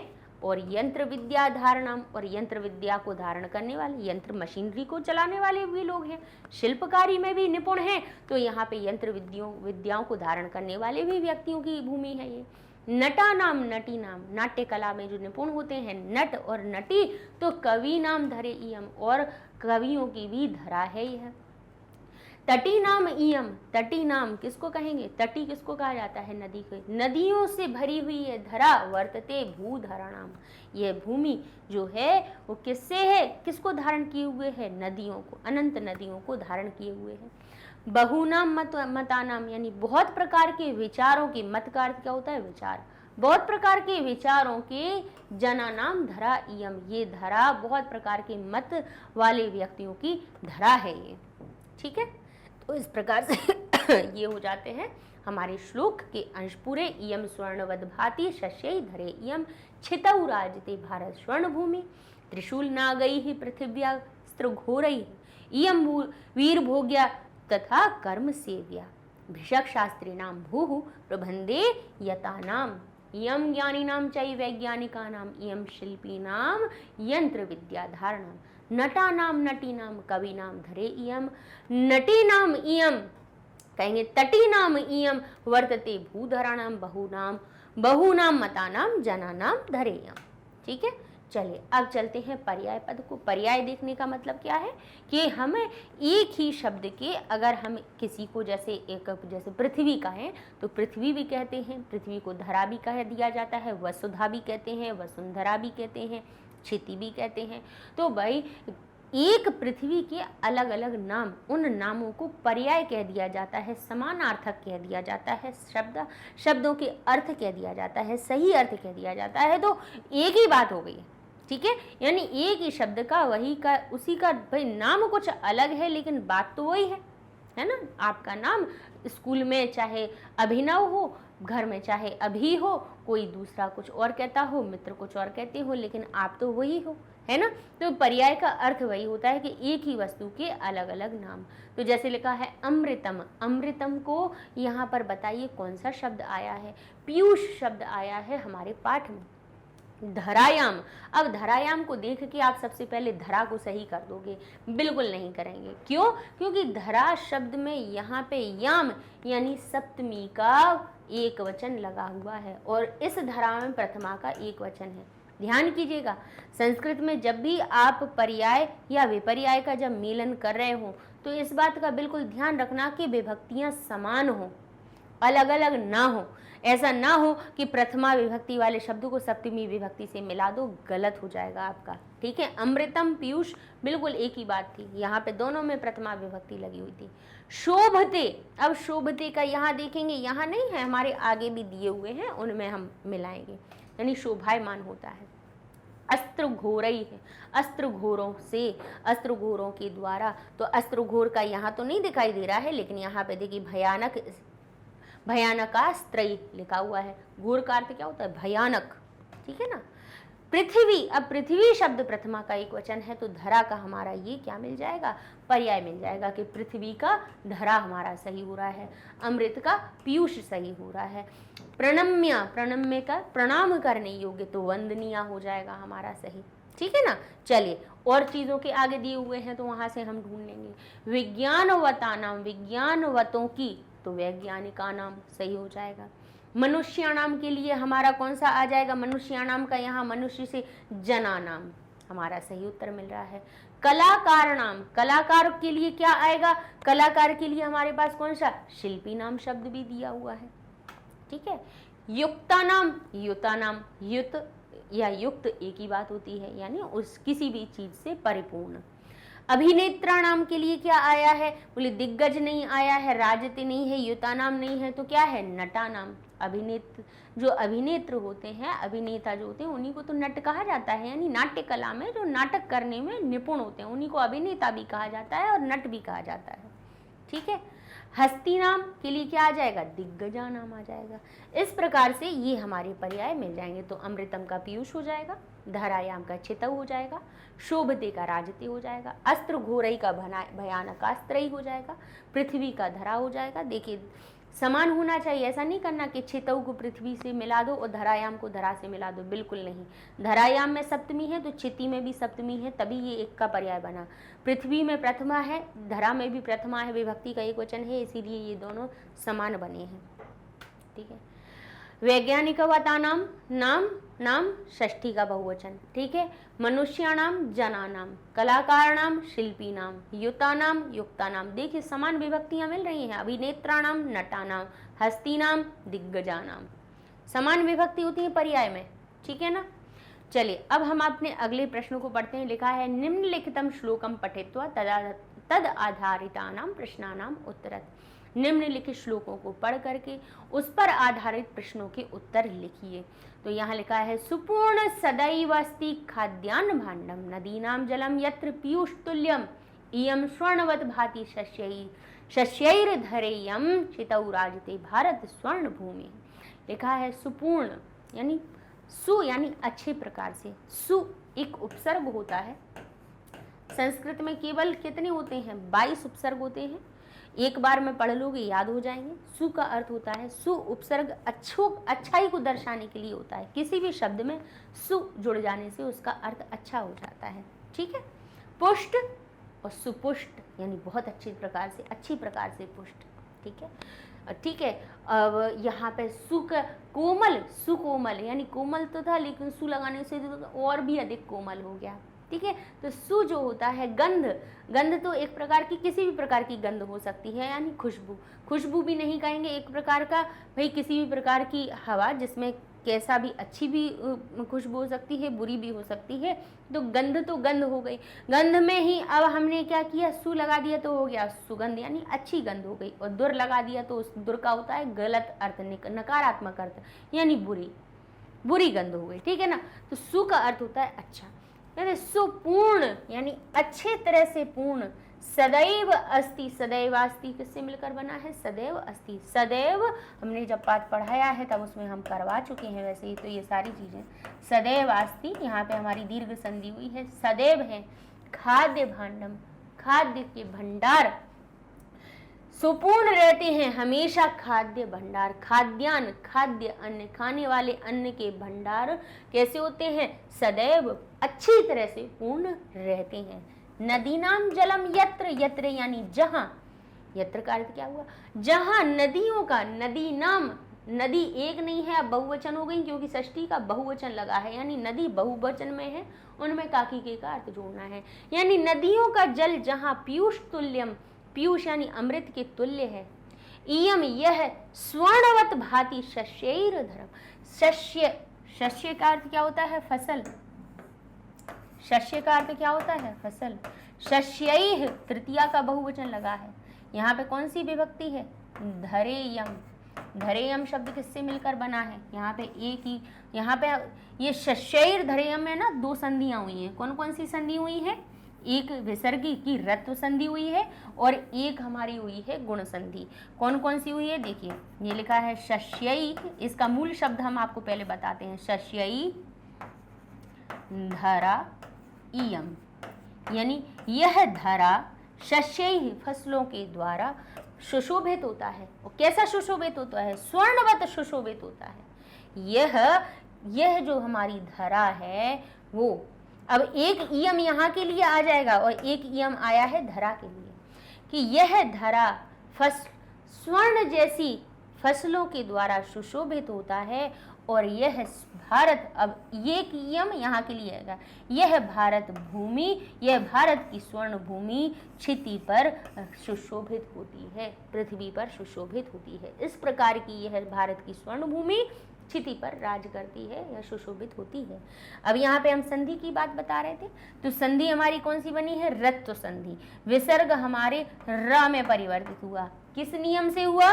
कि विसर्ग के पहले अगर कोई मात्रा हो, किसको? अ को छोड़ के, अ नहीं होना चाहिए, यानी यहाँ पे अगर कोई मात्रा हो, ठीक है, विसर्ग के पहले अगर कोई, यहाँ पे लिख लीजिए एक बार कहीं नियम लिख लीजिए, वैसे रत्व संधि समझाई है हमने, कि कोई मात्रा लगी हुई हो, विसर्ग के पहले जो व्यंजन है उस पर कोई मात्रा हो और बाद में क्या हो? बाद में हो 3, 4, 5 यार अलावा ह, 3, 4, 5 या यार अलावा हा, तो कहेंगे 3, 4, 5 थोड़ी ना, संख्या थोड़ी ना आती है। तो संख्या की कौन बात कर रहा है? हम तो वर्णों की बात कर रहे हैं। क, च, ट, त, प, 5 परिवार होते हैं। 5 परिवार हैं। कौन कौन से परिवार हैं? का वर्ग, चा वर्ग, टा वर्ग, ता वर्ग, पा वर्ग, क, च, ट, त, प, ठीक है, 5 वर्ग होते हैं। इनके पहले दूसरे अक्षर छोड़ दो तो तीसरा चौथा पांचवा जो अक्षर आएगा, हर वर्ग का तीसरा चौथा पांचवा अक्षर आएगा तो विसर्ग र में बदल जाएगा अगर विसर्ग के पहले के व्यंजन पर मात्रा होगी तो, और मात्रा नहीं होगी तो वो विसर्ग फिर ओ की मात्रा में बदलता है उत्व संधि के नियम से। दो हो जाते हैं, ठीक है ना, दो नियम बता दिए हैं। अगर कोई मात्रा है तो रा में बदलेगा, मात्रा नहीं है तो ओ में बदलेगा, ठीक है। तो यहाँ पर क्या हुआ, ऐह की मात्रा दी हुई थी और बाद में कौन सा अक्षर था, बोले ध। ध किस परिवार में आता है, ता परिवार में। ता फैमिली का वर्ड है, ता परिवार का वर्ड है, ता वर्ग का वर्ड है। तो त थ द ध चौथा अक्षर है कि नहीं है, 4 नंबर का अक्षर आ गया कि नहीं आया। तो विसर्ग रा में बदला, तो रा कहाँ गया, विसर्ग को रा में बदला। र कभी भी आधा रहता नहीं है, ऊपर जाके बैठ गया तो हो गया शशैर। अगर र, अब यहाँ पे बड़े आ की मात्रा और ई का भी मेल हो गया, दो स्वर आपस में मिल गए, आ और ई के मेल से ए का एक नया गुण बना, तो आ और ई दोनों गायब हुए और ए हो गया, और ये हो गया शशैर धरेयम, मिल गया, ठीक है। 2 संधियां हुई थी। अलग करने से अर्थ स्पष्ट हो जाता है कि यह धरा, पहले एक इयम आया है इस धरा के लिए और दूसरा इयम आया है इस भूमि के लिए, ठीक है। 2 बार इयम, इयम का अर्थ क्या निकल रहा था, इसलिए 2 बार इयम आया है, ठीक है। श्लोक समझ में आ गया कि सुपूर्ण सदैव अस्ति खान्य भांडम नदीनाम जलम यत्र पीयूष तुल्यम इयम स्वर्णवत भाति शस्यैर धरा इयम छितौ राजते भारत स्वर्ण भूमि। अब ये पूरा अर्थ स्पष्ट है आपको। अब इससे जुड़ा हुआ प्रश्न आ जाए तो कोई दिक्कत है आपको, क्योंकि हर एक शब्द के आपको अर्थ समझ में आ रहे हैं तो प्रश्न उत्तर करने में आपको दिक्कत नहीं आएगी। दिक्कत तब आती है जब आपने पढ़ा नहीं हो उसको। तो क्या लिखा है, सदैव भारतस्य किम सुपूर्णम अस्ति, हमेशा भारत किम किससे सुपूर्ण होता है, किम क्या सुपूर्ण रहता है, किससे सुपूर्ण रहता है बताइए। तो यहाँ पे किम जो शब्द है, किम को पहचानिए। किम कहाँ आता है, नपुंसकलिंग शब्द में आता है, प्रथमा की या द्वितीया में आता है। तो हमें उत्तर कैसा मिलना चाहिए, बोले किम। अगर प्रथमा और द्वितीया में किम और किम बनता है तो उत्तर भी फल जैसा ही आना चाहिए, फलम और फलम जैसा। तो किम के स्थान पे खान्य भांडम, फलम जैसा रूप मिल गया कि नहीं मिल गया, तो हमारा उत्तर बन गया। ऐसे एक पद का उत्तर ढूंढना है और पद में आपको विभक्ति देखना बहुत जरूरी है, देखिए, क्योंकि एक शब्द नहीं कह रहे हैं, पद कह रहे हैं, अर्थात पद का अर्थ होता है विभक्ति युक्त शब्द। राम शब्द, रामः पद, राम में जैसे ही विभक्तियां लग जाती हैं उसके 23-24 जो रूप बन जाते हैं वो पद हो जाते हैं, और केवल राम कहें तो वो शब्द है, ठीक है ना। अब आगे देखिए, तो पद की विभक्ति हमें ये बताता है कि ये विभक्ति लगाओ। किम ने कहा कि प्रथमा द्वितीया विभक्ति में जो रूप बनता है वैसा ही नपुंसक लिंग वाला रूप ढूंढना, तो आपको वही रूप ढूंढना है, ठीक है। देखिए और भी ऐसे कैसे बन सकता है, सदैव कस्य। अब यहाँ पे देखिए हम इसी का एक और आपको प्रश्न बना के बताते हैं, देखिए प्रश्न बनते कैसे हैं। जैसे क्या लिखा है, सदैव भारतस्य खाद्य भांडम सुपूर्णम अस्ति, ठीक है। इसी का अब हमने एक प्रश्न बनाया कि सदैव हमेशा, ठीक है। अब भारतस्य की जगह पे, क्योंकि भारतस्य में षष्ठी विभक्ति है, उसके स्थान पे हमने लिख दिया कस्य। कस्य खाद्यान, खाद्यान भांडम, खाद्यान भांडम सुपूर्णम अस्ति, ठीक है। तो कस्य शब्द षष्ठी विभक्ति युक्त है। सदैव किसके खाद्य भांड सुपूर्ण रहते हैं, आप कहेंगे भारत के। अब आप श्लोक देखो या नहीं देखो, आप पढ़ चुके हो, पाठ पढ़ा है, आपको पता है कि सदैव खाद्य के भंडार सुपूर्ण रहते हैं। कस्य कह रहा है किसके, किसके कह रहा है, तो हम कहेंगे भारत के। तो आपको जरूरी नहीं है कि आप श्लोक को देखो तभी आप उत्तर ढूंढो, बिल्कुल नहीं। आप लिखेंगे कि भारत के खाद्य भंडार होते हैं, तो भारत लिखा आपने, कस्य से पूछा बताओ हम उत्तर में कौन सी विभक्ति लगा दें, ये कहेगा षष्ठी की एक वचन लगा दो। अकारांत शब्द है, बालक जैसे रूप बन जाएंगे, बालक बालक से बनता है, भारत भारत से बन जाएगा, आपका उत्तर बन जाएगा। ठीक है, सुपूर्ण शब्द है, सुपूर्णम लिखा हुआ है। अब सुपूर्ण शब्द कैसा है? विशेषता कि खाद्य भंडार कैसे रहते हैं? सुपूर्ण रहते हैं। अब ये विशेषण बन रहा है, विशेषण बन रहा है तो इसके लिए कैसा क्या शब्द आएगा? कीदृशम आएगा। कीदृशम लिखा होता है यहाँ पे, तो हम क्या कहते हैं? यहाँ पे लिखा होता सदैव भारतस्य खाद्य भांडम कीदृशम अस्ति, तो आप कहेंगे किस प्रकार के रहते हैं? सुपूर्ण रहते हैं। तो कीदृशम नपुंसक लिंग बनता है, तो सुपूर्णम हमारा कैसा बन रहा है? विशेषण बन रहा है, तो सुपूर्णम लिख देंगे। सॉरी, ऐसे आपके भाई उत्तर बनाए जाते हैं, कोई बड़ी बात नहीं है। वेद मंत्र नहीं पढ़ना है, वेद मंत्र पढ़ना भी सीख जाओगे छोटी छोटी सी चीजें सीख करके। भारतस्य नदीनाम जलम कीदृशम अस्ति। अब आ गया, देखिए कीदृशम यानी यहाँ पे विशेषता बताने के भारत की नदियों का जल कैसा है? नदीनाम जलम यत्र, किस प्रकार का है? पीयूष तुल्यम। कीदृशम पीयूष तुल्यम, नपुंसक लिंग मिल गया, उत्तर बन गया। ठीक है, यहाँ पे देखिए कीदृशम अस्ति, माँ को अलग कर दीजिए तो अस्ति अलग हो जाएगा। कीदृशम बन रहा है, नपुंसक लिंग के नहीं बन रहा है। अगला प्रश्न देखते हैं, पूर्ण वाक्यन उत्तरत, पूर्ण वाक्य के द्वारा उत्तर दीजिए। इयं भारतस्य धरा शस्यै कीदृशी भाति, यह भारत की धरा फसलों के द्वारा कीदृशी भाति किस प्रकार की दिखाई देती है? तो यहाँ पे विशेषता बतानी है आपको कि यह शस्य की धरा, यह फसलों के द्वारा किस प्रकार की, यह जो धरा है फसलों के द्वारा किस प्रकार की सुशोभित होती है? स्वर्णवत, स्वर्ण की भांति। तो ये कीदृश का उत्तर हमें मिल गया कि नहीं मिल गया? तो ये हमारा क्या हो गया? कीदृशी की जगह स्वर्णवत लिख दिया, हमारा उत्तर बन गया। आगे लिखा है काच्छितौ राजते, कौन पृथ्वी पर राजित कर होती है? कौन पृथ्वी पर सुशोभित होती है? भारत की स्वर्ण भूमि। का ने कहा हमें पता है कि आपको पता है उत्तर के भारत की स्वर्ण भूमि, लेकिन का ये कह रही है कि विभक्ति जरूर ध्यान रखना कि का में जब प्रथमा विभक्ति एक वचन लगा हुआ है तो भूमि शब्द को भी प्रथमा विभक्ति एक वचन में ही लगाना। तो आप यहाँ पे भूमि में भूमि ही लिखना, अकेला भूमि नहीं लिखना, क्योंकि आकारांत शब्द होता तो जैसा का तैसा लिख दे तो कोई समस्या नहीं थी। यानी इकारांत शब्द में तो विसर्ग आता है प्रथमा के एक वचन में, तो क्योंकि का में प्रथमा में एक वचन लगा हुआ है ना, इसमें विभक्ति जो है वही विभक्ति हमें उसके उत्तर में लिखनी है, और बाकी की चीजें तो बस उतार के लिखना है, कोई दिक्कत ही नहीं है। हो गया उत्तर। ठीक है, चलिए अगला प्रश्न देखते हैं। निर्देशानुसारम उत्तरत, निर्देश के अनुसार उत्तर दीजिए।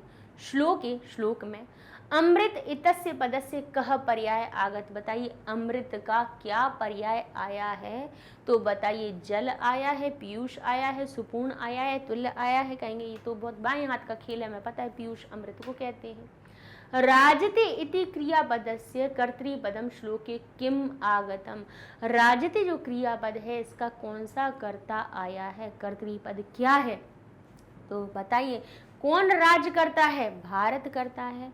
भारत स्वर्ण भूमि करती, भारत करता है अकेला, स्वर्ण भूमि करती है, भारत स्वर्ण भूमि करती है या क्षेत्रऊ पृथ्वी पर करती है? तो सबसे पहले तो ध्यान कीजिए, कर्तरी प्रथमा, कर्ता में प्रथमा विभक्ति होती है, और जो राजते हमारी क्रिया है, ध्यान कीजिए यहाँ पे कहा राजते, ते एते अंते से एते ध्वे, क्रिया ये है राजते, सुशोभित होती है। पृथ्वी पर सप्तमी विभक्ति है, कर्ता नहीं हो सकती है, कर्ता वो होगा जिसमें प्रथमा होगी। तो हमारे श्लोक में ना तो भारत अकेला अलग लिखा है, ना ही स्वर्ण भूमि अकेली अलग लिखी है। यहाँ पे भारत स्वर्ण भूमि पूरा एक पद है जिसमें कि प्रथमा विभक्ति लगी हुई है, तो ये हमारा कर्ता है। कर्तरी प्रथमा, यानी कर्ता में प्रथमा विभक्ति होती है, तो प्रथमा विभक्ति भारत स्वर्ण भूमि पूरे पद में है, अर्थात यहाँ पर भारत स्वर्ण भूमि हमारा पूरा पद बन जाएगा। ठीक है, चलिए दूसरा श्लोक पढ़ लेते हैं। इयं वीर भोग्या तथा कर्म सेव्या जगद वंदनीया च भूदेव गेया सदा पर्वणाम उत्सवानाम धरेयम छितौ राजते भारत स्वर्ण भूमि। तो अब इसका अर्थ क्या बनेगा कि यह वीर भोग्या, वीरों के द्वारा भोग करने योग्य, तथा कर्म सेव्या, और कर्मशील जो व्यक्ति हैं उनके द्वारा सेवा करने योग्य, जगत वंदनीय, जगत यहाँ से ता को अलग करेंगे, दा जो आया है जशत्व संधि से आया है, हमारा मूल शब्द जगत निकलने वह अलग निकालेंगे तो वंदनीय हो जाएगा। जगत वंदनीय यानी जगत के संसार के द्वारा वंदनीय है। और भू, और ये जो पृथ्वी है देव गेया, देवों के द्वारा गान करने योग्य है। देवों के द्वारा मतलब ये भारत की जो भूमि है उसका तो गायन देव भी करते हैं। तो कह रहे हैं च भू देव गेया, सदा हमेशा यहाँ पे पर्वणाम उत्सवानाम धरेयम, यह जो धरा, अब ये जो धरा है, इयम जो शब्द है वो किसके लिए है, ये वाला इयम यहाँ के लिए है, तो धरा तक हम यहाँ पे खत्म करेंगे। और सदा ये पर्वणम और उत्सवों की ये धरा है। यह जो धरा है ये किसकी है, वीरों के द्वारा भोग करने योग्य है, कर्मशील व्यक्तियों के द्वारा सेवा करने योग्य है, जगत के द्वारा वंदनीय है भू, और ये भू कैसी है, देवों के द्वारा गेय है। देवों की कैसी है, देवों के द्वारा गायन करने योग्य है। सदा पर्वणाम उत्सवानाम, हमेशा पर्व और उत्सवों की ये धरा है, पर्वों और उत्सवों की ये धरा है। यह धरा क्षिति पर भारत स्वर्ण भूमि सुशोभित होती है। ये आपका क्या हो गया, श्लोक हो गया। अब इससे जुड़े हुए हम प्रश्न उत्तर देख लेते हैं। इयम भू कीदृशी अस्ति, ये भूमि कैसी है। अब आप इसमें कीदृशी की तीन चार विशेषताएं हैं, आप कोई भी लिख सकते हो। आप यहाँ पे वीर भोग्या भी लिख सकते हो, कर्म सेव्या भी लिख सकते हो क्योंकि भू की विशेषता बताई है, जगत वंदनीया भी बता सकते हो और देव गेया भी बता सकते हैं क्योंकि यहाँ पे ये किसकी है, ये सारी चीजें विशेषताएं बताई जा रही हैं किसकी, भू की। भू यानी क्योंकि ये भू लिखी है ना, पृथ्वी की विशेषता, पृथ्वी कैसी है ये, तो यहाँ पे लिखा है ये जो भू है वो वीर भोग्या है, कर्म सेव्या है, देव गेया है, जगत वंदनीय है। ये चार विशेषताएं हैं। तो कीदृशी के स्थान पे आप चारों में से कोई भी विशेषता लिख सकते हैं और इसको एक पद में आए तो चारों लिख दीजिएगा, ठीक है। भारत भू कई गेया वर्तते, भारत की जो भूमि है किसके द्वारा, कई गेया किसके द्वारा है, किसके द्वारा गाए जाने योग्य है, तो कहेंगे देव गेया। तो देव शब्द में हम तृतीया का बहुवचन लगाएंगे क्योंकि कई ही शब्द में तृतीया का बहुवचन है, तो देव शब्द में भी हम क्या लगाएंगे, तृतीया का बहुवचन लगाएंगे क्योंकि एक पद का उत्तर हमें पद में देना होता है, सही विभक्ति में देना होता है और वो विभक्ति हमें प्रश्नवाचक शब्द बताता है। अगला प्रश्न है भारतस्य इयं धरा सदा केषाम अस्ति, भारत की यह धरा हमेशा कैसी है, कैसी है, आप कहेंगे हमेशा सदा, भारतस्य भूमि सदा कैसी है, पर्वणाम उत्सवानाम, पर्व और उत्सवों की ये धरा है। तो आप कैसे बनाएंगे, इस प्रकार से उत्तर बनाएंगे, भारतस्य इयं धरा सदा। अब केशाम शब्द से हमें पता चला कि इसमें जो उत्तर आने वाला है वो षष्ठी का बहुवचन होगा और षष्ठी का बहुवचन पर्वण शब्द और उत्सव शब्द में लगा हुआ था, तो सदा के बाद पर्वणानाम और उत्सवानाम च अस्ति आप लिख देंगे। केशाम के स्थान पे षष्ठी के बहुवचन का आपने रूप लिख दिया और आपको ये उत्तर आपके ही श्लोक में से मिल गया, ठीक है। सारे उत्तर श्लोक में ही होते हैं, लेकिन बस ये है कि हमें पता होना चाहिए। अब यहाँ क्या लिखा है, इयम वीर भोग्या इति कस्य विशेषण सन्ति, ये जो इयम यह वीर भोग्या है, यह जो है वीर भोग्या यह किसका विशेषण है, तो अस्ति लिख देंगे हम यहाँ पे क्योंकि इयम यह वीर भोग्या वीरों के द्वारा भोगने योग्य है, ये एक ही पद बन रहा है, ठीक है। तो हम कहेंगे इयम वीर भोग्या, भले ही पद अलग अलग हैं लेकिन अगर अर्थ देखा जाए तो पद अलग हैं कि यह वीर भोग्या, भले ही तीन पद हैं लेकिन पद तो एक, अर्थ तो एक ही बता रहा है कि यह वीरों के द्वारा भोग्य योग्य हमारी क्या है, पृथ्वी है। तो यहाँ पर तो हम क्या लिख देंगे, अस्ति लिख देंगे, ठीक है। इस प्रकार से तो यहाँ पे ये विशेषण किसका बन रहा है, कस्य विशेषण अस्ति, ये किसका विशेषण है, तो भू का विशेषण है। भू का है, जगत वंदनीय का है, देवगेया का है या उत्सवों का है, तो कहेंगे भू इति पदस्य, जो भू पद है उसका ये विशेषण बन रहा है, ठीक है। चलिए अगला देख लेते हैं, सदा पर्वणाम उत्सवानाम धरेयम अत्र अव्यय पदम किदम। अव्यय पदम किम, यहाँ पे अव्यय पद कौन सा है कि सदा पर्वों का और उत्सवों की, पर्वों की और उत्सवों की ये धरा है। तो यहाँ पे बताइए कि अव्यय क्या है। तो अव्यय वो होगा जिसमें विभक्ति नहीं लगी है। धरा इयम, धरा शब्द में भी प्रथमा विभक्ति है, इयम भी हमारा इदम शब्द से बना हुआ है, स्त्रीलिंग का शब्द बना है, पर्वणाम में भी षष्ठी का बहुवचन है, उत्सवान, पर्वणाम को अलग कीजिए तो ऊ की मात्रा अलग निकल आएगी, तो उत्सवानाम अलग है, नाम नाम, यहाँ पे भी षष्ठी का बहुवचन। लेकिन सदा जो है वो है हमारा अव्यय पद, जो कभी की बदलता नहीं है। सदा तो सदा ही रहता है, सदा नाम सदा, सदा यही, सदा या है, या सदा या तो कुछ नहीं बनाते, सदा को तो सदा जैसा ही लिखते हैं, हमेशा यानी हमेशा, तो वो हमारा अव्यय पद हो गया। अब आगे चलते हैं, लिखा है अधोलिखिता नाम श्लोका नाम मंजूषाया पदा नाम सहायतया अन्वय पूर्तिम कुरुत। नीचे लिखे हुए श्लोक को मंजूषा की पदों की सहायता से आपको अन्वय की पूर्ति करना है। क्या लिखा है, सुपूर्ण सदैव अस्ति, जो आप श्लोक अपने वैसे पढ़ चुके हैं तो अब और समझाएंगे आप। सुपूर्ण सदैव अस्ति खाद्यान्न भाण्डम नदीनाम जलम यत्र पीयूष तुल्यम इयम स्वर्णवद भाति शस्यैर धरेयम छितौ राजते भारत स्वर्ण भूमि।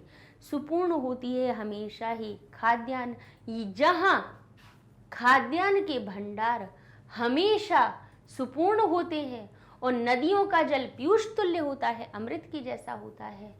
यह धरा, अब इयम ये वाला इसके लिए छोड़े दे रहे, धरा इयम को तोड़ा तो इयम इसके लिए दिए देते हैं। यह धरा शस्यैः, फसलों की कैसी, स्वर्ण जैसी, स्वर्ण की जैसी फसलों के द्वारा सुशोभित होती है। यह भारत स्वर्ण भूमि क्षिति पर सुशोभित होती है। ये क्या हो गया, इसका अन्वय हो गया। अब आपने देखा कि कभी हमने शस्यई लिखा, फिर स्वर्णवत शस्यई का इधर किया, यह के लिए धरा लगाया। अब यहाँ पे क्रम तो अलग अलग दिया हुआ है, इस क्रम को सही प्रकार से लगाना अन्वय कहलाता है। और जो शब्द हों उनको, जो संधि शब्द हों उनको अलग अलग कर दो तो ये ही अन्वय कहलाता है। कि जहाँ जहाँ पे भाई जैसे शस्यैः धरा इयम, तो इसको थोड़ा तोड़ दे तो अलग अलग करके लिख देना ही अन्वय कहलाता है, सही क्रम में जमा देना अन्वय होता है। शस्यैः धरा इयम, ठीक है। सदैव अस्ति हमारा सदैव अस्ति शब्द से मिलकर बना हुआ है, और बाकी तो कहीं है नहीं है, दो जगह है। तो देखिए, यत्र यानी जहां, सदैव सुपूर्णम अस्ति जहां हमेशा, यत्र यानी जहां, सदैव सुपूर्ण होते हैं क्या, तो हम लिखेंगे खाद्यान्न भाण्डम, तो यहाँ पे आ जाएगा हमारा ये खाद्यान्न भाण्डम, ठीक है। फिर कहेंगे जलम यत्र पीयूष तुल्यम अस्ति। अब कहाँ पे कहेंगे, जलम पीयूष तुल्यम अस्ति, किसका, तो कहेंगे नदी नाम, तो हम कहेंगे जहाँ नदियों का जल पीयूष तुल्य होता है। शस्यैः इयम, शस्यैः इयम स्वर्णवत क्या होती है, भांति, कहेंगे स्वर्णवत, तो कौन बची, कहेंगे धरा, तो जो धरा यहाँ की फसलों के द्वारा यह धरा स्वर्णवत भांति, स्वर्ण की भांति कैसी सुशोभित होती है। इयम यह कौन है, छितौ राजते भारत स्वर्ण भूमि। तो तीसरे नंबर पे ये आके चतुर्थ पे हमारा ये वाला आ जाएगा कि इयम भारत स्वर्ण भूमि छितौ राजते, क्षिति पर राज करती है, सुशोभित होती है, ठीक है। इस प्रकार से ये आपका अन्वय बनेगा। यत्र खाद्यान्न भाण्डम सदैव सुपूर्णम अस्ति नदीनाम जलम यत्र पीयूष तुल्यम अस्ति शस्यैः इयम धरा स्वर्णवत भाति। फसलों के द्वारा यह जो धरा है स्वर्णवत होती है ना। स्वर्ण, ये जो धरा जो है, जो पृथ्वी है वो कैसी है, फसलों के द्वारा स्वर्ण की जैसी, सोने की जैसी चमकती है। इयम भारत भूमि स्वर्ण भूमि चितौ राजते। आगे देखते हैं, त्रिशूलाग्नि नागैः पृथिव्या अस्त्र घोरैः अणूनाम महाशक्ति भी पूरितेयम सदा राष्ट्र रक्षारतानाम धरेयम छितौ राजते भारत स्वर्ण भूमि। अब इनमें भी हम थोड़ा सा क्या करेंगे, इन शब्दों को अलग करेंगे। तो कहाँ पर हुआ है, त्रिशूलाग्नि नागैः, तो त्रिशूल अलग कीजिए तो अग्नि अलग निकल आ जाएगा और नागैः अलग हो जाएगा। त्रिशूल अग्नि और नाग के द्वारा, त्रिशूल अग्नि नाग और पृथिव्यास्त्र घोरई, तो इसको भी तोड़िए, तो ये हमारा किससे बना है? पृथ्वी अस्त्र घोरई, यानी घोर यानी भयानक अस्त्रों के द्वारा, अस्त्र घोरई भयानक अस्त्रों के द्वारा। कौन कौन से अस्त्र? बोले पृथ्वी, त्रिशूल, अग्नि और नाग। इन घोर अस्त्रों के द्वारा, अणुओं की महाशक्ति के द्वारा भी पूरिता इयम, यहां से इसको भी तोड़िए तो क्या हो जाएगा? पूरिता यानी पूरित है, इयम यह जो भूमि है, ये जो भारत भूमि है, वो त्रिशूल, अग्नि, नाग, पृथ्वी, इन भयानक अस्त्रों के द्वारा, अणुओं की महाशक्ति के द्वारा भी, परमाणु की महाशक्ति भी है हमारे पास, तो अणुओं की महाशक्ति के द्वारा भी पूरित है यह हमारी धरा। इसके फिर आगे कहते हैं धरा इयम, यहाँ धरा चल रहा है, धरा की ही सारी विशेषताएं आ रही हैं। सदा राष्ट्र रक्षा रतानाम, और हमेशा राष्ट्र की रक्षा में रत व्यक्तियों की भी से भी पूरिता इयम धरा, यह धरा पूरित है, यानी राष्ट्र की रक्षा में जो रत हैं ऐसे वीर सैनिकों के द्वारा भी ये धरा कैसी है? पूरित है, जो कि पृथ्वी पर भारत स्वर्ण भूमि की तरह सुशोभित होता है। ठीक है, अब हमें क्या करना है? इसको अपने सही क्रम में लगा देना है कि यह इयम, यानी यहां से हमने कहा इयम, अब इयम किसके द्वारा? पृथ्वी अस्त्र घोरई। यह अब पृथ्वी तो एक तो दे दिया, बाकी के ये तीन की बात नहीं कही गई, तो हम कहेंगे इयम त्रिशूलाग्नि नागैः, ये त्रिशूल, अग्नि और नाग, पृथ्वी, इन घोर अस्त्रों के द्वारा, और कौन सी महाशक्ति के द्वारा? अणुनाम महाशक्ति भी पूरिता। इयम यह राष्ट्र रक्षा रतानाम धरा, यह कैसी, वो कैसे राष्ट्र रक्षा? जो हमेशा, जो सदा राष्ट्र रक्षा रतानाम धरा इयम, ये जो धरा है वो हमेशा राष्ट्र रक्षा रतों के द्वारा कैसे होती है? उनके द्वारा, उनकी ये धरा है जहाँ पे हमेशा राष्ट्र की रक्षा में रत व्यक्ति रहते हैं, जो कि अतः भारत स्वर्ण भूमि कहाँ पर? छितौ राजते, क्षिति पर राज करती है। ठीक है, सुशोभित होती है। तो इस प्रकार से ये हो गया हमारा अन्वय। अब आगे चलते हैं, एक और हमारे देख, वने दिग्गजानाम तथा केसरीणाम तटीनाम इयम वर्तते भूधराणाम शिखीनाम शुकानाम पिकानाम धरे इयम छितौ राजते भारत स्वर्ण भूमि। अब और भी क्या विशेषता बताई गई? यहाँ पे हमने सारी विशेषताएं हो गई, खाद्य भंडारों की बात हो गई, यहाँ पे अस्त्र शस्त्रों की बात हो गई, अब वन्य पशुओं की बात हो रही है। तो कह रहे हैं वन में दिग्गजानाम यानी हाथियों के द्वारा, तथा केसरी नाम सिंहों के द्वारा। केसरी किसको कहा जाता है? सिंह को कहा जाता है, शेर को कहा जाता है। तटी नाम नदियों का, नदियों के द्वारा, नदियों के। भूधराणाम, और भूधराणाम किसको कहते हैं? पर्वतों के, पर्वतों के द्वारा, नदियों के द्वारा, गजों के, हाथियों का, केसरियों का, ये सभी क्या होते हैं? इस धरा पर, इस वन में क्या होते हैं? इनके द्वारा ये वर्तते यानी विराजमान है। वन में दिग्गजानाम केसरीणाम तटीनाम भूधराणाम वर्तते, वन में हाथी, बहुत सारे हाथी, शेर, नदियां और बहुत पर्वत सुशोभित होते हैं। शिखी नाम, साथ साथ में शिखी नाम यानी मोर, शिखी किसको कहा है? मोरों को। शिखी नाम यानी मोरों के द्वारा, शुका नाम तोते, पिका नाम कोयलों की धरा है। यह कोयलों की धरा है। ये धरा किस किस की है? बोले दिग्गजों की, केसरियों की, नदियों की, पर्वतों की, मयूरों की, शुकों की, तोते, शुक किसको कहा जाता है? तोतेों की, और कोयलों की धरा है यह, जो कि भारत स्वर्ण भूमि क्षिति पर सुशोभित होती है। ठीक है, चलिए तो अब इसका अन्वय कैसे बनेगा कि इयम वने के यह धरा वन में किसके द्वारा? केसरी नाम तथा दिग्गजानाम, दिग्गजानाम तथा केसरी नाम, क्योंकि दिग्गज हाथी की बात केसरी के साथ में आई है, सिंह और हाथी की पहले बात आई है। तटी नाम के संग में भूधरा नाम आई है। तटी किसको कहा जाता है? नदी को। नदियों के संग में भूधरा किसको कहा जाता है? पर्वतों को। पर्वतों की बात आई है। यह जो है वो किसके लिए आई है? शुकों के साथ में सिखी की बात आई हुई है। तो सिखी नाम, शुका नाम, पिका नाम, पिका नाम के बाद क्या आया हुआ है?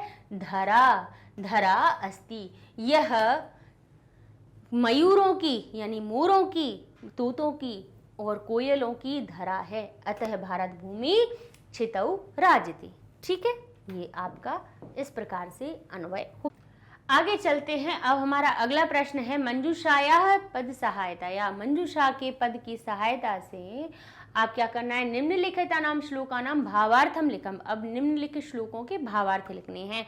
तो जैसे कि हमने अभी देखा कि हमने फसलों के बारे में देखा, अपने अस्त्र शस्त्रों के बारे में देखा, वनों के बारे में भी देख लिया। तो अब अगला श्लोक हमारा कह रहा है कि इयम, यह धरा। धरा को हम यहाँ से लेंगे, ठीक है ना? धरा इयम, और ये वाला जो इयम है, ये इयम इस भूमि के लिए आया है, ठीक है? इसलिए अलग अलग कर लीजिए। इयम यानी यह ज्ञानी नाम ज्ञानियों की, वैज्ञानिका नाम वैज्ञानिकों की, विपश्जना नाम विद्वानों की। इयम यानी यह संस्कृता नाम और संस्कृता नाम और संस्कृतों की। संस्कृत यानी सुसंस्कृत, यानी अच्छे संस्कारों से युक्तों की। बहुनाम मता नाम, बहुत प्रकार के मतों के जनों की भी यह धरा है। छितौ राजते, यह धरा क्षिति पर, यह भारत स्वर्ण भूमि जो भूमि पर सुशोभित होती है। ठीक है, अब इसका हमारा भावार्थ क्या बनेगा? जो हम इसको आपको हिंदी में समझा रहे हैं वही इसका एक संस्कृत में भावार्थ है। संस्कृत में कैसे लिखेंगे? अस्य श्लोकस्य भावो अस्ति, इस श्लोक का भाव यह है कि, यत को कहते हैं कि, अस्य श्लोकस्य भावो अस्ति यत इयम भारत भूमि ज्ञानवताम यानी ज्ञानवानों की, विद्वज्जनानाम और विद्वज्जनों की। अब ज्ञानियों की और विद्वज्जनों की हो गई तो बच क्या गया? वैज्ञानिका नाम। तो कहेंगे वैज्ञानिका नाम विद्वज्जनानाम च, और किसकी? और कहेंगे संस्कृता नाम यानी अच्छे संस्कारों से युक्त लोगों की भी। तो किन जनों की बात हो रह गई? सुसंस्कारिता नाम च जनानाम धरा वर्तते। सदैव इयम धरा, हमेशा यह धरा किसकी है? संप्रदाय नाम, संप्रदायों की, अलग अलग प्रकार के विचारों को रखने वालों की। तो यहाँ पे क्या आएगा? किस प्रकार के संप्रदाय? कहेंगे बहुनाम संप्रदानाम यानी विचाराणाम, बहुनाम संप्रदायानाम विचाराणाम अनुगामिना चास्ति। अनेक अनेन कारणेन, अनेन कर लीजिए इसको, अनेन कारणेन, इस कारण से, इयम यह भारतस्य, भारत की, अब यहाँ लिखेंगे भारतस्य स्वर्ण भूमि पृथिव्याम शोभते, पृथ्वी पर शोभित होती है। क्योंकि यह जो भूमि है ज्ञानियों की है, वैज्ञानिकों की भी है, विद्वानों की भी है, सुसंस्कारी व्यक्तियों की भी है। इस धरा पर बहुत प्रकार के संस्कार, संप्रदायों से, विचारों से युक्त व्यक्ति भी रहते हैं, और इस कारण से यह जो भारत है पृथ्वी पर कैसा होता है? स्वर्ण भूमि की तरह शोभायमान होता है। तो यहाँ पे आप अनेक ना लिख दीजिए, अनेन लिख दीजिए। अनेन इस कारण के द्वारा, इस कारण से। ठीक है, ये आपका भावार्थ हो गया। अगला, इयम शिल्पी नाम यंत्र विद्या धारणा, यह शिल्पियों की भी है और यंत्र विद्या धारण करने वालों की, मशीनरी चलाने वाले कौन होते हैं? इंजीनियर, उनकी भी है। भिषक शास्त्री नाम यानी चिकित्सकों की भी है, शास्त्र विद्या में निपुणों की भी ये भू है। प्रबंधे युता नाम, और मैनेजरों से, प्रबंधक जो हुए उनसे भी युक्त है। नटा नाम नटी नाम कवि नाम धरा इयम, यह धरा अभिनेता अभिनेत्रियों की, यानी अभिनेता जो होते हैं, नट जो होते हैं, नटी जो होती हैं, कवियों की धरा है, जो कि क्षिति पर यानी पृथ्वी पर स्वर्ण भूमि की तरह राजित होती है। तो अस्य श्लोकस्य भावो विद्यते, इस श्लोक का भाव यह है कि इयम भारत भूमि, यह भारत भूमि। अब कहेंगे किसकी? और अभियंत्रणाम। अब अभियंत्रणाम और वैद्या नाम की लिखा हुआ है, उसके पहले क्या रह गया? यंत्र विद्या नाम किसको? अभियंत्री किसको कहते हैं? अभियंत्री कहते हैं इंजीनियरों को, जो यंत्र विद्या को जानते हैं, जो मशीनरियों का काम करते हैं, वो कौन से होते हैं? उनको इंजीनियर कहते हैं। तो उसको संस्कृत में क्या कहेंगे? यंत्र विद्याधारी, यंत्र विद्या को धारण करने वाले या अभियंत्र कहेंगे उसको, ठीक है ना। तो किसकी बात रह गई है, सबसे पहले आई है शिल्पियों की बात, तो हम कहेंगे शिल्पी नाम। इयम भारत भूमि शिल्पी नाम अभियंत्रणाम वेद्यानाम, वेद्यों के साथ साथ किसकी भी है, शास्त्र ज्ञानी नाम, शास्त्रों का ज्ञान रखने वालों की भी है। इसके बाद प्रबंध कार्येषु संयुक्त नाम जना नाम धरा अस्ति। इयम च, और यह है अभिनेत्री नाम, अभिनेत्री के पहले क्या लिखे हुए हैं, नटा नाम, नट की बात हुई है, फिर नटी की बात हुई है, तो अभिनेत्रणाम अभिनेत्री नाम। और फिर किसकी बात है, कवि नाम अपि धरा वर्तते, अतः इयं भारतस्य स्वर्णम एव स्वर्ण की भांति अमूल्या धरा पृथिव्याम सदैव शोभते। इस प्रकार से ये आपका हो जाता है इसका भावार्थ, और इसी के साथ में ये टेस्ट पेपर भी हो जाता है पूरा। अगले वीडियो में हम अपने चतुर्दश पाठ को शुरू करेंगे। उस चतुर्दश पाठ हो चुका है पूरा, एनसीईआरटी में उसको पूरा हमने सॉल्व करवा दिया है, उसको पहला अनुवाद भी हुआ है, इसके बाद में उसका हल करवाया है। फिर इसके बाद में आपको टेस्ट पेपर दिया गया है, टेस्ट पेपर पहले सॉल्व कीजिए, कोशिश कीजिए कितना आप सही कर पाते हैं, कितना नहीं होता है। नहीं होता है उसी के लिए वीडियो बना रहे हैं कि कहीं पे अगर समस्या आ रही हो तो आप उसको हल करना सीखें, कि आपके किसी भी पार्ट से जुड़े हुए कैसे भी प्रश्न उत्तर आ जाएं, आप हर प्रकार के प्रश्न उत्तर को हल कर सकें, ठीक है ना, यही उद्देश्य है। अच्छा, ये सारे वीडियोस आपको हमारे YouTube के साथ साथ आपको मैग्नेट ब्रेन्स की वेबसाइट और एप्लीकेशन पे आराम से मिल जाएंगे, क्योंकि YouTube पे क्या होता है, लिस्ट बहुत सारी हो जाती हैं, बच्चे हो जाते हैं कंफ्यूज। तो आप वेबसाइट पे जाइए या एप्लीकेशन को डाउनलोड कीजिए, रजिस्टर कर सकते हैं फ्री में, कोई चार्ज लगना नहीं है, ठीक है ना। तो आपने जैसे ही लिखा गूगल टैब पे magnetbrains.com एंटर किया, आपके सामने वेबसाइट का पेज हो गया ओपन। यहाँ पे आप इंग्लिश मीडियम में गए और क्लास 8th को सिलेक्ट किया तो 8th क्लास के सारे सब्जेक्ट्स आ जाएंगे। इतना ही नहीं, Hindi medium, spoken English, NTSE, olympiad, UP board, JIIB, CAIIB, सब कुछ तो भाई है यहाँ पे, वो भी बिल्कुल फ्री मिल रहा है। तो भाई पैसे देके क्यों, इधर का कोर्स वहाँ का कोर्स सब कुछ पैसे में लेके पढ़ना। अब NCERT की रुचि आपको आप खोलिए तो यहाँ पे चैप्टर वाइज वीडियोज़ मिलेंगे, पहले चैप्टर को पढ़िएगा, यहाँ पे आप तीसरे पे जाएंगे, फिर चतुर्दश हमारा आर्यभट्ट आएगा, फिर उसको पढ़िएगा, फिर टेस्ट पेपर डाउनलोड कीजिएगा, फिर टेस्ट पेपर का वीडियो। तो छितऊ राजदे भारत स्वर्ण भूमि, इसको आपने खोला, इसको पढ़ लिया, ये पढ़ने के बाद में फिर टेस्ट पेपर डाउनलोड कीजिए और उसके बाद में टेस्ट पेपर को सॉल्यूशन को देखिए, जिससे कि आपको एक एक चीज़ें सारी स्पष्ट हो जाएंगी। तो मिलते हैं नेक्स्ट वीडियो में, चैनल को लाइक कीजिए, शेयर कीजिए, सब्सक्राइब कीजिए। मिलते हैं नेक्स्ट वीडियो में, अगले पार्ट के टेस्ट पेपर को सॉल्व करवाएंगे। तब तक के लिए धन्यवाद।